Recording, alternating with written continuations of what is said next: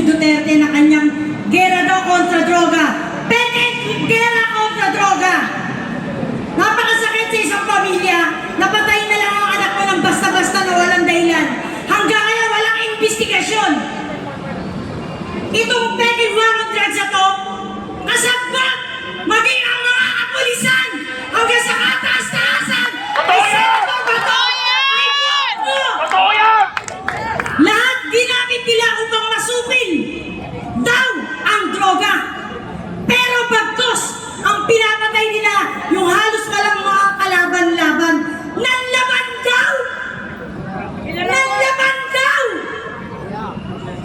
Ang sakit isipin ng kasinungalingan nila na hanggang ngayon, yung mga DDS na to, yung mga nagtutulog-tulugan natin kababayan, ay sumasampalataya pa rin sa mga sinasabi nila. Bilang isang ina, gusto ko ipagtanggol ang hustisya ng aking anak. Ngayon nandito ang mga kapulisan.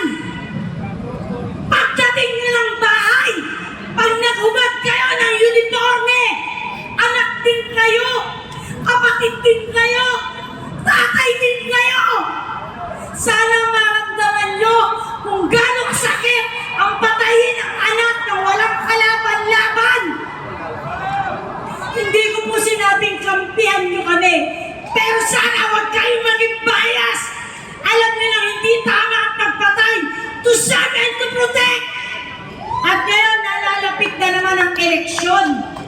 Ako'y nananawagan na maging bukas tayo sa mga kandidato na makatao, makadiyos, at makahustisya.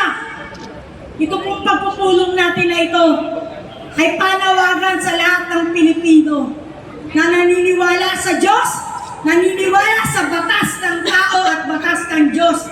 Hustisya para sa lahat ng biktima ng EJK! Hustisya! Hustisya para kay Ating Castillo! Hustisya! Tuloy